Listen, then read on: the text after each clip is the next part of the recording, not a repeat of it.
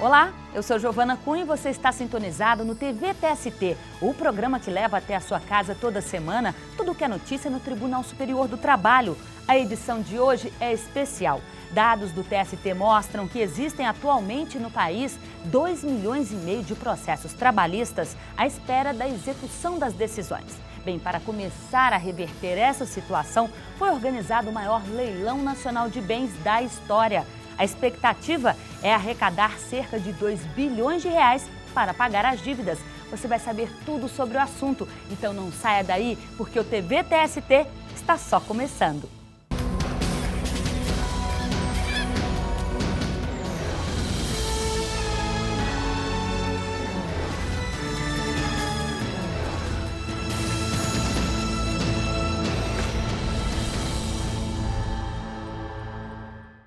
Nós preparamos uma série de quadros para explicar a você de forma bem clara o que é execução trabalhista do início ao fim. A gente começa com a definição.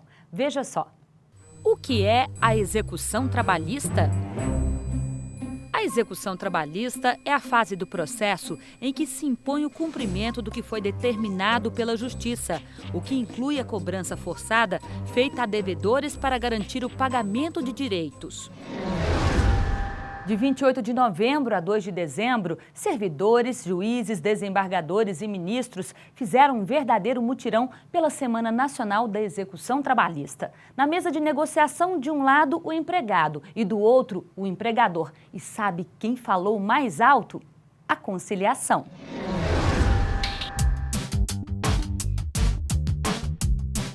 O Endencre chegou cedo ao Fórum Trabalhista de Brasília. A ansiedade tem motivo. Ele vai dar um passo importante para receber o que lhe é de direito. Eu tive um acidente na empresa, né? E aí eles foram me mandar embora. Aí foi, por causa desse acidente, eu fui correr atrás do meu direito. E agora, esperando que hoje saia, né? Já se passaram quase 2 anos desde que ele procurou a justiça pela primeira vez. A sentença foi favorável a ele, mas até hoje não recebeu o dinheiro. Se a empresa pagasse logo, já tinha saído, mas o problema é ela, né? Agora é esperar dela. Para tentar resolver o maior número possível de processos, durante toda a semana, magistrados e servidores de todas as varas do trabalho do país fizeram um verdadeiro mutirão. A expectativa é que com a Semana da Execução Trabalhista, empregados de todo o país recebam o que têm direito. O nosso objetivo primeiro é aumentar o número de processos conciliados e tentar dar uma solução mais rápida para os conflitos. Às vezes, por trás daquele conflito que se resumiu em verbas rescisórias, tem um conflito que se chama conflito sociológico por trás disso, né? A conciliação talvez ela consiga alcançar essa paz social que a sentença nem sempre alcança. A iniciativa foi bem recebida pelo Jonathan. Depois de tanto tempo, a audiência chega para dar um novo fôlego e esperança de finalmente ver o processo que corre há mais de 1 ano chegar ao fim. O problema já vai se resumir logo e não vai evitar tantos transtornos de ter que esperar anos e anos, esperar e aguardar e ter confiança, né? Ter fé. Finais como esse devem se multiplicar por todo o Brasil. Só na mais alta corte trabalhista foram julgados quase 1.500 processos na fase da execução. E no último dia da semana de execução, o primeiro leilão nacional da Justiça do Trabalho aconteceu em todos os 24 tribunais regionais do trabalho. Objetos penhorados pela Justiça foram a leilão para arrecadar dinheiro e acertar a conta com os trabalhadores. Teve desde os mais tradicionais, carro, imóveis e máquinas, até vestido de noiva no Rio de Janeiro, a estádio de futebol em Alagoas, caixão no Ceará e escola em São Paulo. Uma previsão de quase 2 bilhões de reais arrecadados.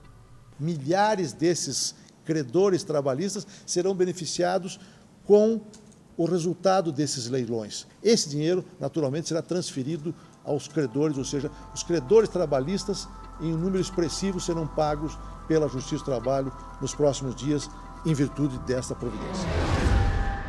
E em mais um capítulo da execução trabalhista, veja quando tudo começa. Quando e como se inicia a execução trabalhista? A execução trabalhista começa quando há condenação e o devedor não cumpre espontaneamente a decisão judicial ou quando há acordo não cumprido. A primeira parte da execução é a liquidação, quando é calculado o valor do que foi objeto de condenação. Ela pode acontecer de 4 formas: pelo cálculo apresentado pela parte, o realizado por um contador judicial, o cálculo feito por um perito, que é a liquidação por arbitramento, e por artigos de liquidação, que é um procedimento judicial que permite a produção de provas em questões relacionadas ao cálculo. O drama de quem ganha, mas não leva. Milhões de pessoas estão à espera do valor que foi determinado pela Justiça e que, com certeza, vai mudar a vida de muita gente. O problema é saber quando isso vai acontecer. Veja as histórias que a repórter Ana Carolina Brito encontrou. Há 2 anos, Rita Pereira se divide entre as audiências e os serviços de casa. Quando perdeu o emprego em 2009, a empresa não pagou o que lhe era devido. Trabalhava lá no Serviços Gerais, fazia de tudo, sempre atrasou o pagamento, fazendo raiva pra gente. E fecharam, de repente. 5 anos meu perdido, fecharam e foram embora. Até procurar a justiça, foram meses de negociação, mas sem nenhum resultado. No início a gente não queria, né, entrar de jeito nenhum, porque eles conversavam muito com a gente, falavam, não faz isso porque é muita gente, não tem como a gente pagar. A gente esperou muito tempo, uns 5 meses, mas aí as outras pessoas falaram, não, vamos entrar logo na justiça, porque não dá para esperar mais não, porque eles sumiram, né, sem dar satisfação. A gente entrou. Na justiça, Rita teve o direito reconhecido, mas a espera continua, agora pelo pagamento da dívida. A gente precisa do dinheiro, eu já tive até gastrite nervosa por conta disso, tive que fazer tratamento, porque a gente fica esperando por uma coisa que é sua, né, e você não pode pegar. É um dinheiro seu, um direito seu, você conta com aquilo e não pode pegar. Enquanto espera, as dívidas vão crescendo. Só de energia elétrica já deve quase R$5.000. Sem um novo emprego, diz que não tem como pagar. Tem que ficar indo para as audiências, o advogado chama a gente de vez em quando para fazer reunião. E qual emprego que vai aceitar isso, né? Nenhum emprego aceita, que você fique faltando, não aceita. Milhares de outros trabalhadores vivem o mesmo drama. Mesmo com a sentença determinando o pagamento das indenizações, trabalhadores de todo o país não conseguem receber o dinheiro que a Justiça determinou. São quase 2,5 milhões de processos parados na fase de execução. O que para este especialista é o maior entrave que o empregado encontra na Justiça do Trabalho. O ponto principal é a morosidade do processo de execução. Quer dizer, depois de passar um período no que a gente chama de processo de conhecimento para buscar e garantir aquele direito, para obter a sentença do direito, terminando a fase toda processual, quando retorna, inicia uma nova fase da execução, com novos recursos que podem levar até o Tribunal Superior do Trabalho novamente. Então essa morosidade acaba fazendo com que muitas vezes a empresa deixe de existir, ela não tem capacidade financeira para arcar com os custos, com o seu débito, e o trabalhador fica sem receber os seus direitos. Segundo ele, a própria lei atrasa o andamento do processo. Se você considerar que os juros que são aplicados na Justiça do Trabalho para a correção desses débitos são aquém do próprio mercado, é vantagem para o mal pagador deixar o processo na execução e enrolar para depois pagar. Albertino sabe disso. Ele também está à espera do dinheiro que a empresa lhe deve. E mesmo com a decisão favorável da Justiça do Trabalho, ainda não recebeu. Eu estou pleiteando 18 meses de salário e mais o que é de direito, 13º, férias e as multas. A espera tem sido longa. Já se passaram quase 2 anos desde que entrou com a ação trabalhista. E como não viu a cor do dinheiro até agora, teve que rever o orçamento. Aí eu tive transtorno de perder um veículo, de pagar as contas, meu nome está sujo. Tudo isso, porque hoje todo mundo tem dívida. Então você precisa de um trabalho. Quando você não tem o trabalho, quando o trabalho foge às tuas mãos, não sendo por você o culpado, você tem que arcar com as consequências. Mesmo com a demora, depois de passar por mais uma audiência, ele não perde a esperança de que a justiça vai ser feita. Eu acredito na justiça. Eu acredito que hoje a gente vai ter uma decisão, nós vamos ter uma decisão de tudo que está acontecendo aí. No próximo bloco, não perca, vamos tirar mais dúvidas sobre a execução trabalhista. É daqui a pouco. Até já!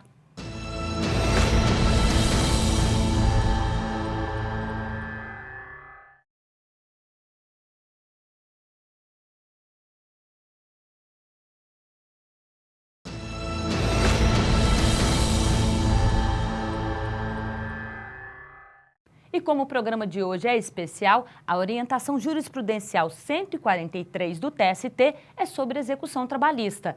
Veja o que ela diz. A OJ 143 diz que a execução trabalhista deve prosseguir diretamente na Justiça do Trabalho, mesmo após a decretação da liquidação extrajudicial. Qual o efeito prático da orientação jurisprudencial número 143? Bem, se houver alguma discussão sobre suspensão da execução pela empresa se cuidar da liquidação extrajudicial, não deve ser tratado como algum impedimento ou não. Deve ser aplicado ao OJ 143 falando assim, que a Justiça do Trabalho ela é mais do que competente para processar e prosseguir com a execução na Justiça do Trabalho do processo em que essa empresa que sofre a liquidação extrajudicial se encontra. A liquidação extrajudicial ela interfere na seara administrativa. Para a gente, a empresa continua funcionando normalmente. Só que ela está sob uma pequena intervenção, que vai decidir se vai ou não para uma fase de falência. Ela, por ser administrativa, ela não deve sofrer nenhuma intervenção na área judicial. O artigo 5º, inciso 35 da Constituição, fala que nenhuma lesão ou gravame deve se afastar o Poder Judiciário de sua apreciação. Logo, é um justificativo para que nenhum processo vá suspender ou a fase de conhecimento ou a fase de execução simplesmente por estar em liquidação extrajudicial. Agora é hora de falar sobre valores. Vamos a mais um quadro. Os valores definidos na execução trabalhista podem ser contestados? Sim, antes de determinar a sentença de liquidação, o juiz do trabalho pode decidir abrir vista às partes por um prazo sucessivo de 10 dias para manifestação sobre o cálculo, em que devem ser indicados itens e valores objetos da discordância, sob pena de perder a oportunidade de impugnar o cálculo depois. Há também a possibilidade de homologação direta dos cálculos pelo magistrado, com possibilidade de impugnação posterior, ou seja, quando efetuado o depósito do valor em conta judicial ou realizada a penhora do bem de valor igual ou superior ao da execução. Daqui a pouco a gente volta a falar de execução trabalhista. Agora vamos ao julgamento no TST. O Ministério Público do Trabalho da 10ª Região, com sede no Distrito Federal e no estado do Tocantins, teve a legitimidade reconhecida pela Seção 1 de Dissídios Individuais para defender os interesses de empregados demitidos em massa pela empresa Escritórios Unidos Limitada. Bem, ao encerrar as atividades há 9 anos, ela dispensou 108 trabalhadores e deixou de pagar verbas rescisórias dos 2 últimos meses, além de não recolher FGTS por um período.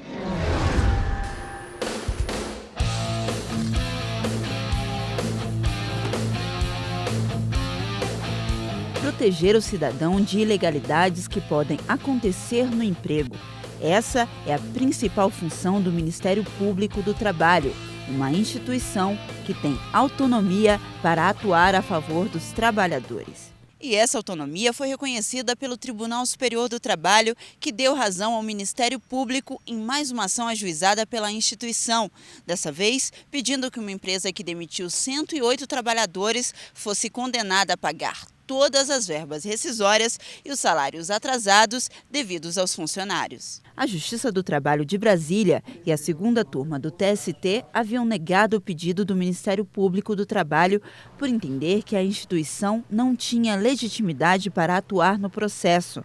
Mas quando o caso chegou à Seção 1 de Dissídios Individuais do TST, a relatora do processo, ministra Rosa Maria Weber, destacou que o MPT tem sim autoridade para defender os interesses dos trabalhadores. A ministra usou como base a Lei Complementar 75 de 1993 do Estatuto do Ministério Público do Trabalho, que diz o seguinte: a instituição tem o dever e o direito de promover a ação civil pública no âmbito da justiça trabalhista para defender os interesses coletivos de empregados quando esses forem desrespeitados. Todos os ministros seguiram o voto da relatora. Acompanhe agora o julgamento do caso. Relatora, excelentíssima senhora ministra Rosa Maria Weber. Pargos em recurso de revista 74.500 de 2002. O julgamento deste processo foi suspenso em virtude do pedido de vista regimentada da excelentíssima senhora ministra Maria Cristina Pedroso. Não participou do início do julgamento o excelentíssimo senhor desembargador Sebastião de Oliveira.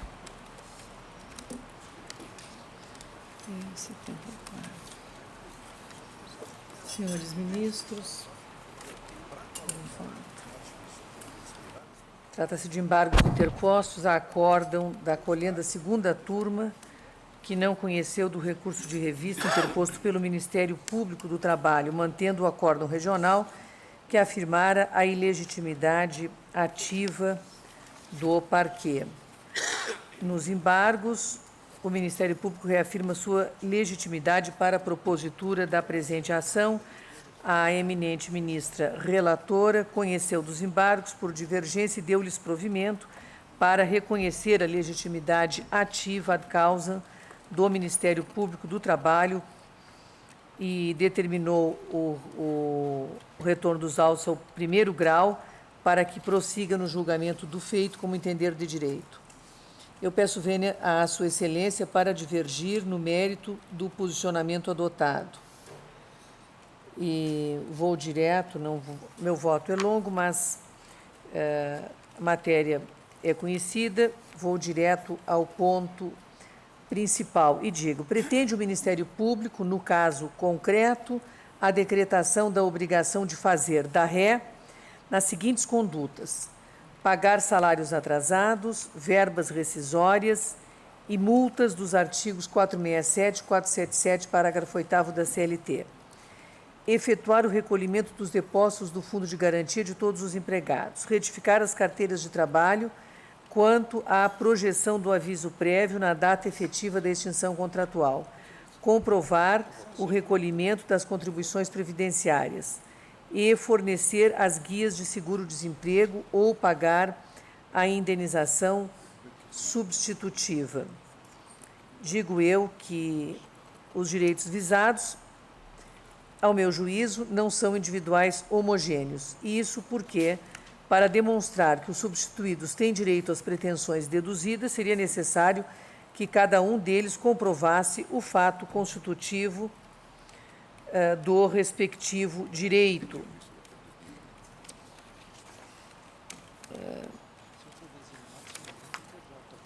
Por exemplo, tanto é assim que seria possível, por exemplo, ainda que a demissão se tenha dado de forma simultânea, que as verbas rescisórias devidas a certo trabalhador tenham sido pagas no prazo, diferentemente de outro, ou que em relação a certo empregado tenha havido o adequado depósito do Fundo de Garantia.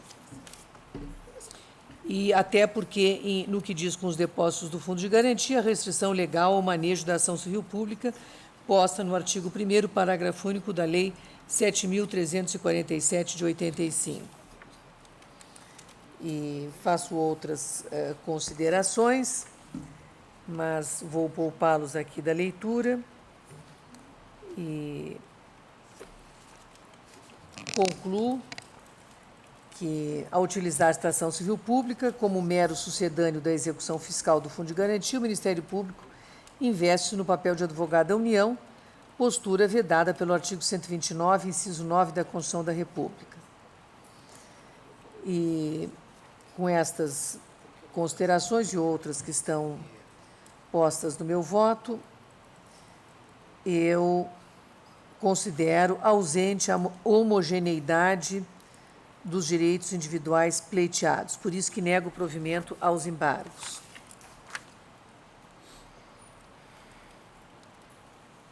Ministro Augusto César.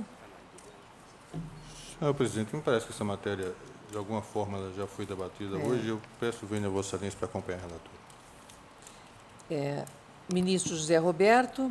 Senhora Presidente, me parece que realmente a matéria já está mais ou menos debatida amplamente aqui nesta subseção, mas eu só lembraria rapidamente que, como lembra José Carlos Barbosa Moreira, os direitos individuais homogêneos, eles só são tratados coletivamente por razões estritamente pragmáticas.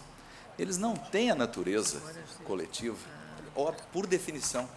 Eles são direitos individuais homogêneos, eles são enfeixados numa única ação e com a representação de uma parte ideológica, como se diz, para que eles sejam defendidos com mais efetividade, de uma forma mais econômica, num caso único, para evitar decisões contraditórias, atomizadas, e para potencializar a efetividade da tutela jurisdicional e racionalizar a atividade do Poder Judiciário, que não vai se ver afogado com dezenas, centenas de reclamações absolutamente iguais ou pelo menos similares.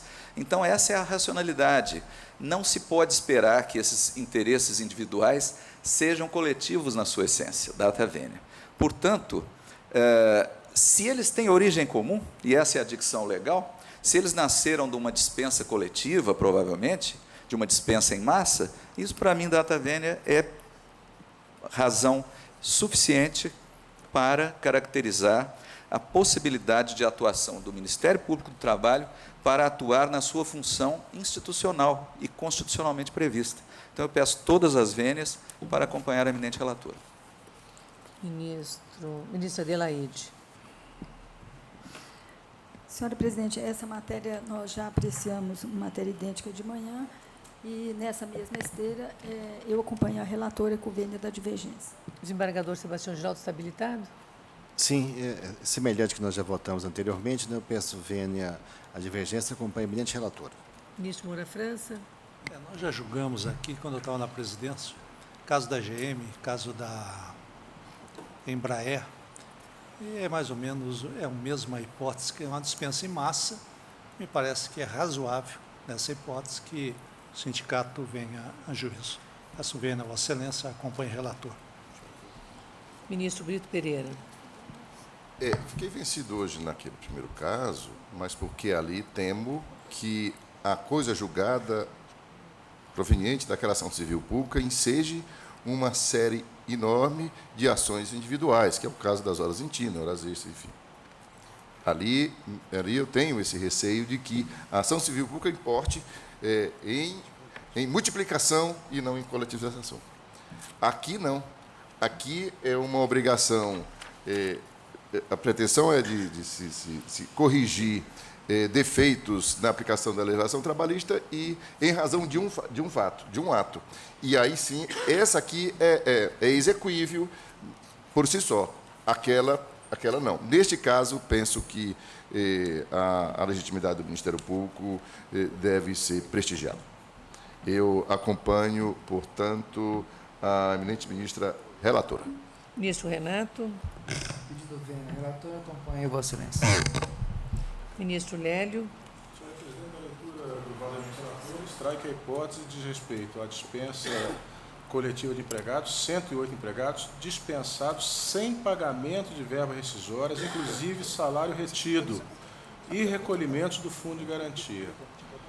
É de se recordar que afastava a caracterização de interesses com origem comum e aos quais temos reconhecido legitimar a atuação do sindicato. Ora, a atuação do Ministério Público nessas hipóteses é concorrente, a legitimação é concorrente com o sindicato. Se o sindicato não veio, vem o Ministério Público, porque o sistema de garantias é construído exatamente com o escopo de não deixar lesões dessa natureza, danosas ao ordenamento jurídico, mas, sobretudo, tendentes a inviabilizar a sobrevivência do empregado que depende do salário para o seu sustento, sem uma resposta por parte do Poder Judiciário. Nada tem, em verdade, a acrescentar ao bem lançado voto da eminente relatora, a quem acompanhe, pedindo vênia a Vossa Excelência e aos ilustres pares que acompanham. Ministro Aloysio. Com a relatora da vênia de Vossa Excelência, ministra. Ministro Horácio. Peço vênia para acompanhar a relatora. Proclamo que, por unanimidade, a sessão conhece os embargos por divergência e, no mérito, por maioria, dá-lhes provimento nos termos propostos pela ministra relatora, vencidos os ministros Maria Cristina e Renato Lacerda Paz. E para você ficar por dentro sobre o que é execução trabalhista, vamos a mais um quadro que explica bem o impacto dela na vida do empregado. Em que momento ocorre a venda dos bens penhorados? A alienação dos bens penhorados durante a execução trabalhista só ocorre após o trânsito em julgado do processo de execução, ou seja, após a decisão final sobre o montante devido, sem que haja qualquer recurso pendente de julgamento, ou quando se tenha esgotado o prazo para recorrer, sem que qualquer das partes tenha se manifestado. A partir daí, o depósito judicial é liberado para o pagamento da dívida ou o bem penhorado é levado a leilão para ser convertido em dinheiro. A nova certidão negativa de débitos trabalhistas e o Banco Nacional de Devedores. Que mudanças essas ferramentas trazem? Você fica sabendo agora.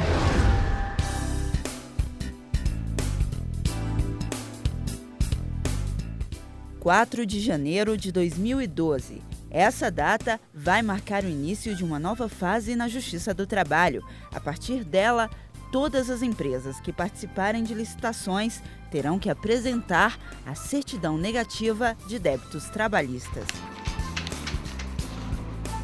A Lei 12.440 de 2011, que cria a certidão negativa de débitos trabalhistas, altera a consolidação das leis do trabalho e passa a exigir que empresários fiquem atentos a todas as custas envolvendo processos trabalhistas. Os débitos, eles não são só dos processos judiciais em si. Também vão ser cadastrados os débitos, eventualmente, de execução de acordos feito perante comissão de conciliação prévia, perante sindicato, ou perante o Ministério Público. Se eventualmente uma empresa firmou um acordo no Ministério Público e deixou de cumprir, e o Ministério Público executar a multa prevista no acordo, também vai constar nos débitos trabalhistas e vai sair na certidão. A emissão da certidão é simples e rápida, o que prova que a exigência não vai tornar os processos de licitação mais burocráticos e demorados. Para facilitar o cadastro das empresas, o Tribunal Superior do Trabalho criou o Banco Nacional de Devedores para manter os cadastros alimentados por todos os 24 tribunais regionais do trabalho do país. A certidão negativa ela será expedida eletronicamente e gratuitamente em todos os sites da Justiça do Trabalho, ou seja, no site do Tribunal Superior do Trabalho, no site do Conselho Superior da Justiça do Trabalho e no site dos 24 tribunais regionais do trabalho. Então, qualquer pessoa física ou jurídica poderá acessar esses sites, simplesmente indicando o CPF ou o CNPJ da pessoa física ou jurídica que pretende ser pesquisada e terá, então, acesso à certidão negativa, ou à certidão, na verdade, que pode ser negativa ou positiva, dependendo da situação daquela empresa perante a Justiça do Trabalho. Agora é lei. As empresas precisam comprovar que estão em dia com a Justiça do Trabalho.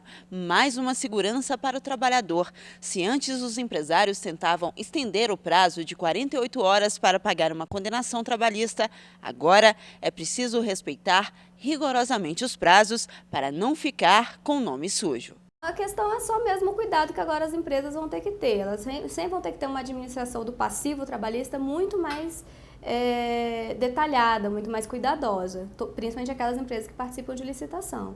As certidões terão um prazo de validade de 6 meses e a lei só exige que ela seja apresentada no momento da habilitação para licitação, mas nada impede que o órgão público contratante dos serviços terceirizados exija a renovação da certidão a cada 6 meses. A certidão negativa de débitos trabalhistas também deve regularizar a situação de empresários que não cumpriram as obrigações estabelecidas por uma condenação na Justiça do Trabalho, uma solução para trabalhadores que ainda esperam receber uma indenização. A exigência legal é para participar do processo licitatório, ou seja, para poder participar do certame no seu início. Não existe obrigação legal da exigência da certidão ao longo do contrato, caso a empresa seja vencedora da licitação. seria uma boa prática que esses órgãos passem esporadicamente, de tempos em tempos, eles mesmos emitirem essas certidões ou pedirem que as empresas terceirizadas apresentem essas certidões para demonstrar que elas estão cumprindo as suas obrigações. E não perca no próximo bloco uma entrevista especial sobre as ações da Justiça do Trabalho em 2 momentos importantes, a conciliação e a execução. É daqui a pouco. Até já!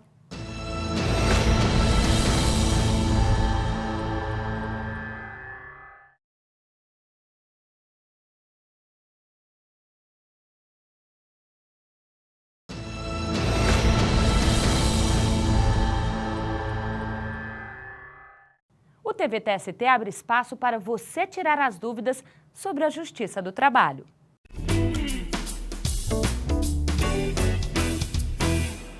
Ganhei uma ação na Justiça do Trabalho. Ficaram de depositar o dinheiro em minha conta, mas ainda não recebi. O que devo fazer? A empresa pagar a multa? Aí a questão da multa deverá ser resolvida pelo juiz que deu a decisão a respeito desse pagamento. O trabalhador deverá então procurar o juízo da vara e fazer a reclamação de que não recebeu o que lhe foi determinado. Você pode mandar as dúvidas para a ouvidoria do Tribunal Superior do Trabalho pelo 0800 644 3444. A ligação é gratuita. Ou, se preferir correspondência, o endereço é Setor de Administração Federal Sul, quadra 8, lote 1, CEP 70 070 600, Brasília, DF. Bacenjude e Infojude. Os nomes podem até soar estranho para você que é trabalhador, não é mesmo? Mas é bom ficar sabendo que estes sistemas podem agilizar e muito o andamento do processo na Justiça do Trabalho. Veja como.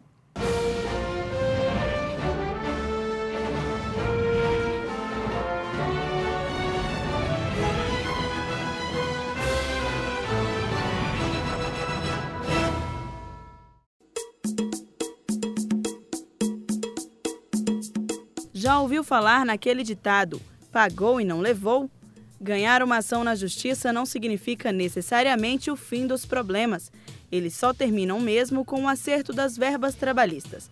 E isso acontece na fase da execução, e é aí que as complicações normalmente surgem. Por isso que há 10 anos foi criado o sistema Bacenjude, usado por todo o judiciário. Na Justiça do Trabalho, quem administra o sistema é a Corregedoria Geral.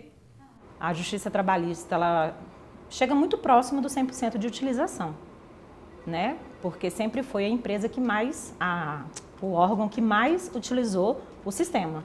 O sistema é online e somente o juiz pode pedir o bloqueio dos bens na conta do devedor. O Bacenjude permite ainda que o juiz responsável pelo caso peça às instituições financeiras informações sobre a existência de contas correntes e aplicações financeiras. Ele também pode determinar o bloqueio e desbloqueio de contas e ter acesso a informações sobre saldo, extrato e endereços. O benefício que o Bacenjude traz é a celeridade e efetividade na execução dos créditos, né? Como tem uma ampla leque de informações, um juiz do seu computador pode conseguir colher informações sobre créditos em ativos financeiros das pessoas físicas e jurídicas no Brasil todo, todas aquelas instituições ligadas ao Banco Central, dá maior efetividade, né, uma maior chance de conseguir a satisfação do crédito. É um sistema completo, extremamente seguro, ele não tem nenhuma interferência humana, ele é todo automático. Então, cada vez mais o Banco Central trabalha buscando mais ainda essa segurança. Cerca de 10 mil empresas e trabalhadores estão cadastrados nesse sistema, que só este ano bloqueou mais de 17 bilhões de reais por determinação do Judiciário. Mas, em alguns casos, se o devedor não tem conta cadastrada e possui créditos em mais de uma instituição, o sistema pode bloquear o valor determinado em todas as contas que ele tiver. Embora ele vá para o sistema financeiro e pode acontecer, não vou dizer remotamente, mas pode acontecer uma situação de um bloqueio múltiplo, a ação do juiz também é imediata para devolver o recurso para a conta que foi bloqueada. E ele, juiz, define qual banco, qual conta que ele quer que desbloqueie esse valor. A Justiça do Trabalho conta com 2 aliados de peso para identificar os bens dos devedores e determinar o acerto de contas com os empregados. O Bacenjude, que é administrado pelo Banco Central, e o Infojude pela Receita Federal. Implantado há 5 anos, o Infojude permite aos magistrados conhecer os bens, dados cadastrais e consultar números de inscrição de pessoas físicas e jurídicas no CPF e no CNPJ. O pedido é feito online, é feito em tempo real e ele recebe essa informação quase no mesmo instante. A segurança e a confiabilidade é outra grande vantagem, né? Uma vez que a informação ela vai para o juiz e por um serventuário de justiça por ele indicado. Então, o trâmite em papel, que é inseguro, ele não existe nesse caso. Armas eletrônicas que garantem agilidade na execução das sentenças. É isso que a justiça precisa, é isso que o cidadão espera. O que a gente percebe ao longo desses anos é que esses sistemas estão auxiliando em muito o judiciário a fechar o cerco contra os maus pagadores no Brasil. Hoje não é mais tão fácil ser devedor na Justiça do Trabalho, já que o juiz dispõe de meios eletrônicos bem fáceis, ágeis e eficientes para impor o cumprimento de uma dívida reconhecida pelo Poder Judiciário. Em mais um quadro sobre a execução trabalhista, vamos a um momento muito esperado por quem está à espera do pagamento. O que acontece após a definição do montante a ser pago? Proferida a sentença de liquidação, o juiz expede mandado para que o oficial de justiça intime a parte condenada a pagar a dívida mediante depósito de dinheiro em juízo ou oferecimento de bens à penhora no prazo de 48 horas. Os bens penhorados ficam sob a subordinação da justiça para serem alienados, ou seja, transferidos ou vendidos, e não podem desaparecer ou serem destruídos. Caso isso aconteça, o responsável designado pode responder criminalmente como depositário infiel. O que acontece se o devedor não tiver bens para o pagamento? O processo vai para o arquivo provisório até que sejam localizados bens do devedor para pagamento da dívida trabalhista. Execução trabalhista, primeiro leilão nacional de bens. Ações que movimentaram a Semana da Justiça do Trabalho e que com certeza vão ser lembradas por milhões de brasileiros.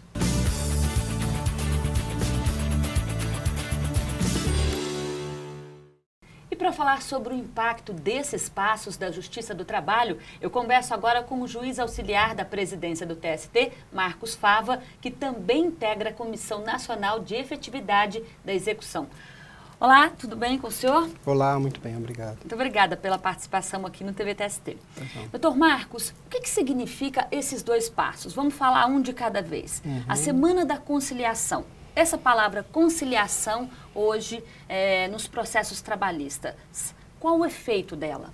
Conciliação é, na verdade, um objetivo da própria Justiça do Trabalho desde a sua criação há mais de 70 anos atrás, há um pouquinho mais de 70 anos atrás. Todo o processo trabalhista começa com tentativa de conciliação e segue assim durante todo o seu andamento. Em qualquer fase do processo, as partes podem se conciliar.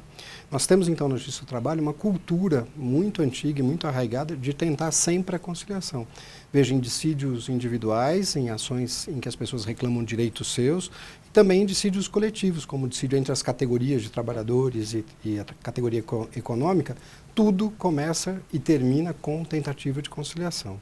Então, esta palavra para a gente é fundamental e durante todo o funcionamento do processo judiciário trabalhista, o juiz está preocupado com a conciliação entre as partes. Mas após a decisão definitiva, não se concilia mais, Pois então, isso aqui é interessante. A qualquer momento pode haver conciliação. É mais difícil depois da decisão definitiva, porque aí uma das partes já ganhou. O seu direito já está reconhecido, inquestionavelmente reconhecido. Então é difícil que ele vá abrir mão de uma parte do direito que a justiça já lhe reconheceu, que não sofre mais nenhum risco dele perder, em favor de uma conciliação.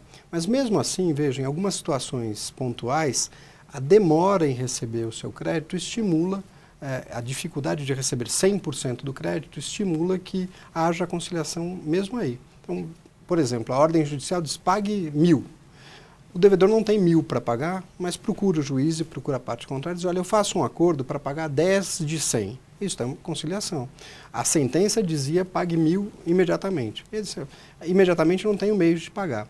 Ao credor interessa esperar 10 meses e receber do que eventualmente não conseguir receber nenhuma parte do seu crédito. Então, conciliação é bom para as duas partes, né, sempre doutor? É bom para as duas partes. E é bom para a sociedade também, porque a sentença soluciona o conflito, mas não pacifica a relação entre as partes. O que pacifica a relação entre as partes é a conciliação, porque os dois cedem, os dois se sentem cedendo reciprocamente. Eu deixo de postular tudo que eu tenho direito, em contrapartida quem me deve paga um pouco mais do que queria, e isto pacifica a sociedade. Agora, doutor Marcos, por que uma Semana Nacional de Conciliação? Ou seja, esse é um mutirão, centenas, milhares aí de servidores, de juízes, todos trabalhando para agilizar esses processos. Por que é preciso fazer uma semana? De desembargadores e ministros também. O TST e os tribunais regionais se envolveram na semana e praticaram vários atos voltados à efetividade da execução.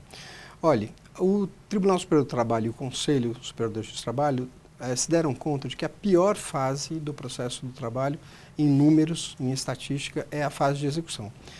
O ponto de estrangulamento. Os processos param aí na fase de execução e a taxa é muito elevada. De cada 100 processos, apenas 69, aliás, apenas 31 se resolvem com a prestação definitiva, a entrega mesmo do dinheiro ou do bem da vida que o trabalhador postulou.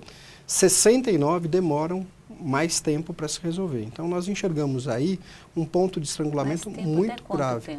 Então, vai variar de processo para processo, mas estes 69 passam aquela sensação a que você se referiu de ganhar, mas não levar.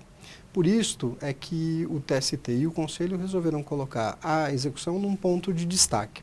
Destaque interno, para que a própria Justiça do Trabalho retome a consciência da importância de aplicarmos mais força, mais servidores, mais meios nessa fase do processo, e para o público externo a satisfação de que, reconhecendo que a gente está não muito bem num aspecto, estamos tentando melhorar.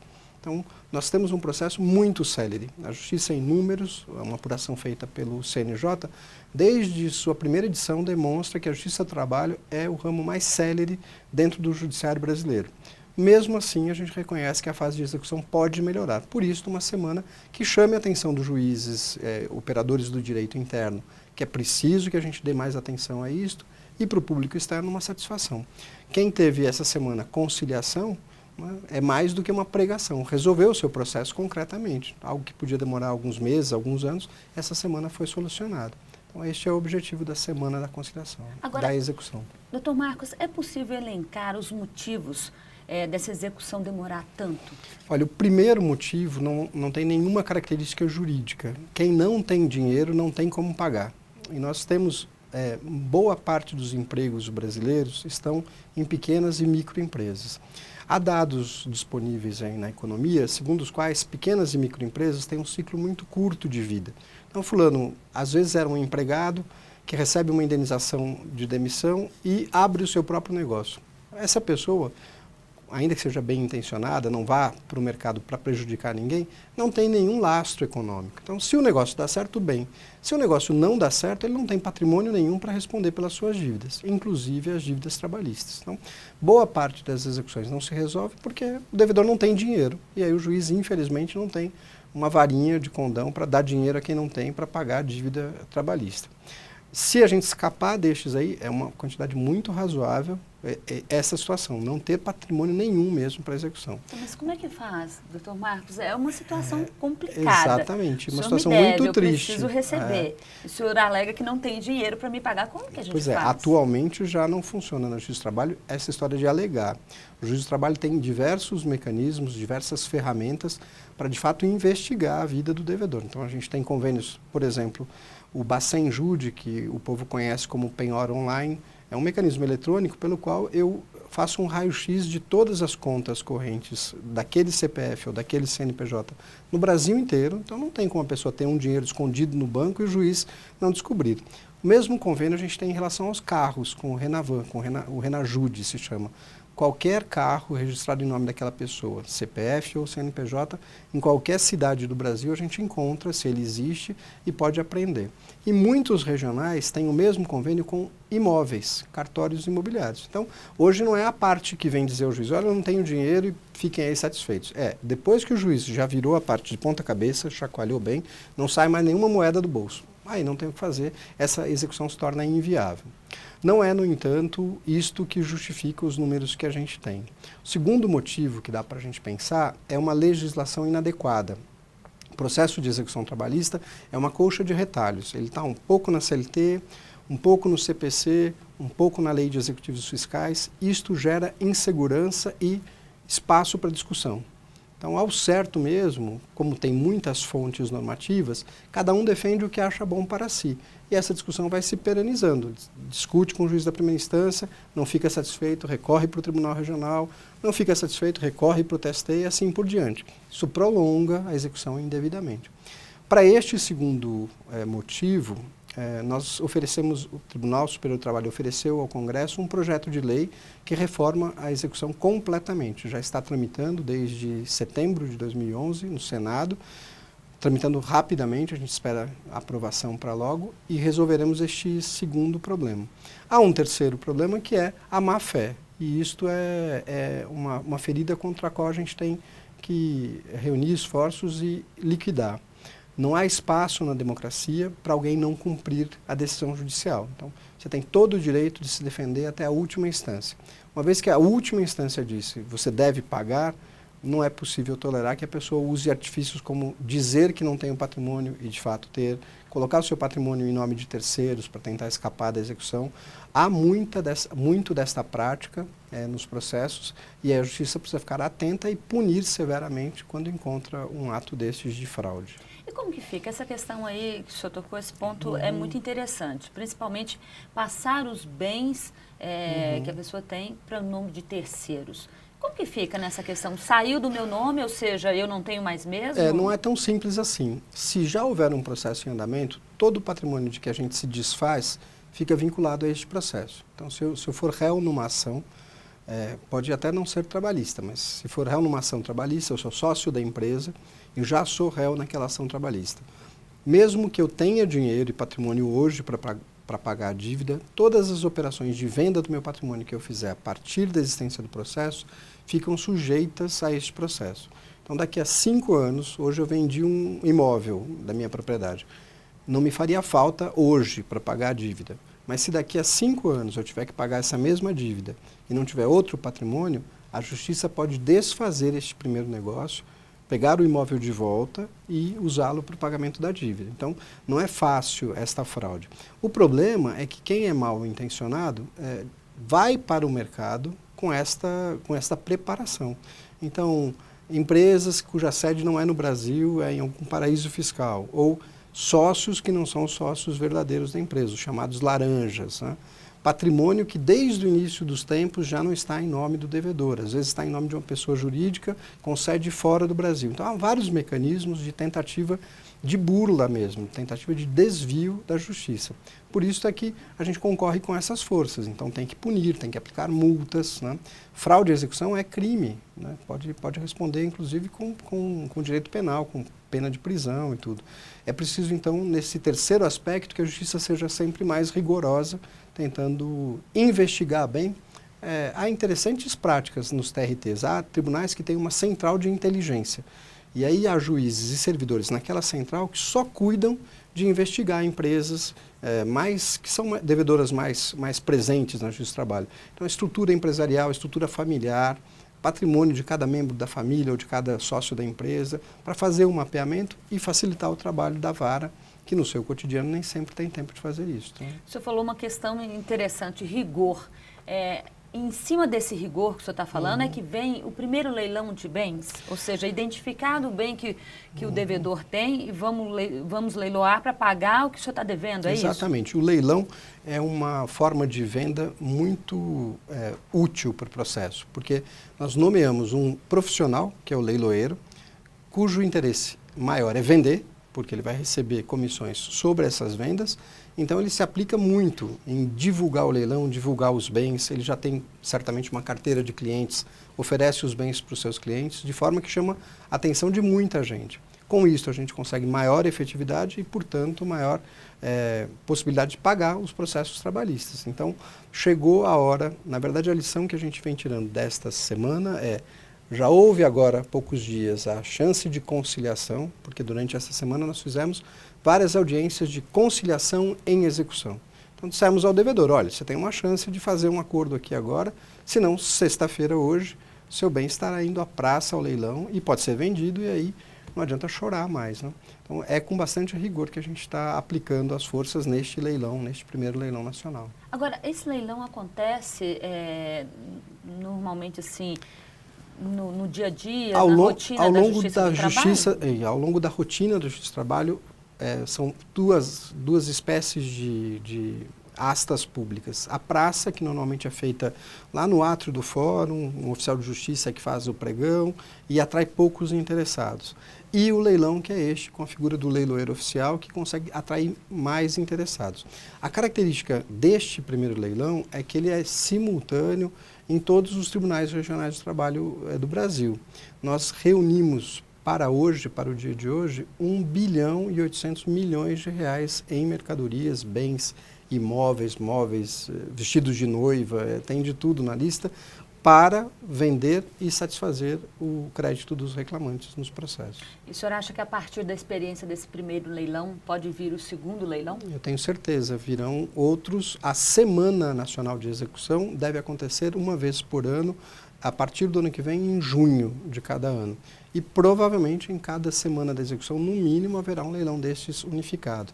A tecnologia nos permite e nos permitirá cada vez mais a fazer leilões virtuais. Neste primeiro, foram poucos os tribunais que fizeram esses leilões virtuais, mas isso deve aumentar e nas próximas edições, qualquer pessoa do Brasil, de qualquer ponto do Brasil, poderá participar de todo o leilão. Quero comprar um cavalo que está à venda lá no interior da Bahia, numa vara relacionada a um processo no interior da Bahia, vou poder comprar pela internet estando no Rio Grande do Sul.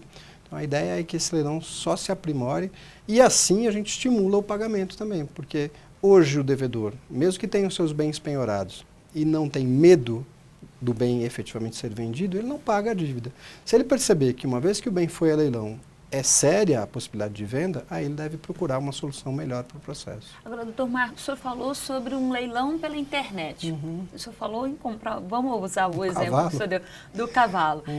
Como que eu vou saber que cavalo eu estou comprando? Então, a tecnologia nos ajuda com isso. Então, os leiloeiros têm, a Justiça mesmo tem feito em alguns leilões internos, a divulgação pela internet. Um link com foto, no caso do imóvel, com o cavalo é um pouco mais difícil, que é bom ir lá pertinho, ver se ele está saudável e tudo. Mas há uma descrição oficial do bem, então no caso do cavalo terá que dizer se ele está em boas condições ou não, físicas, de saúde. E há a foto, que para a gente é algo bastante interessante nos casos de automóvel, de imóvel, de máquinas, equipamentos. Então, uma coisa é ler na certidão, máquina em bom estado de funcionamento. Outra coisa é ver a foto, às vezes um filme, um pequeno filminho de várias posições da máquina. Isso permite que a pessoa de longe consiga ter uma ideia da situação daquele bem. E a pessoa que arrematou o bem, ela tem como reclamar depois, se não ficar satisfeita depois que receber? Depende em que ela não ficar satisfeita. Se ela não gostou porque ela achou que era mais amarelo e é mais vermelho, aí não tem jeito, porque o bem está exposto, inclusive fica exposto antes do leilão para quem quiser olhar pessoalmente para ele, tocar e ver se... As pessoas têm essa condição. Tem essa condição, inclusive visitar os imóveis, quando é o caso de bens imóveis, aí não tem mais jeito de reclamar. Agora, se ela, por exemplo, comprar um imóvel e quando chegar até o local não tem o imóvel, só tem o terreno, isso ela pode reclamar para o próprio juiz da execução. E aí o juiz da execução vai tomar as providências de, por exemplo, devolver-lhe o dinheiro, né? Ou então exigir da parte executada que entregue aquilo que estava prometido, aquilo que estava descrito no imóvel. Doutor Marcos, muito obrigada pela entrevista. Obrigado. De onde vieram e por onde passaram até chegarem ao TST, hora de conferir a biografia dos ministros da Corte. Por ordem de antiguidade, conheça a trajetória da ministra Maria de Assis Calci.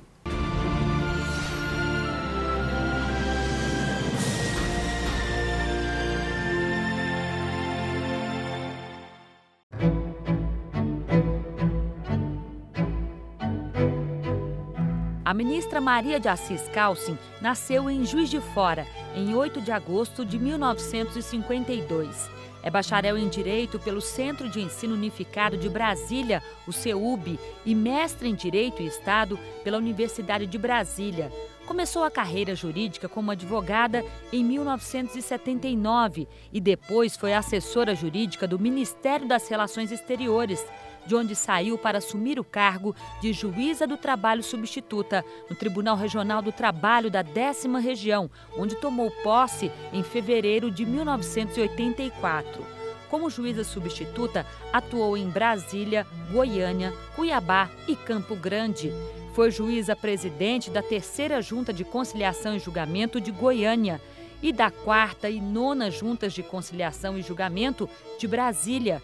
Em janeiro de 1993, tomou posse como juíza do TRT da 10ª Região, tendo presidido a corte no biênio 96-98. Publicou diversos trabalhos, participou de bancas de concurso público para o preenchimento de cargos de juiz do trabalho substituto e foi professora de cursos de pós-graduação. Teve participação associativa de 85 a 87, quando foi secretária-geral da Amatra 10. Desde outubro de 1998, esteve convocada para o Tribunal Superior do Trabalho em períodos descontínuos, tendo permanecido na corte até tomar posse como ministra em 17 de maio de 2007.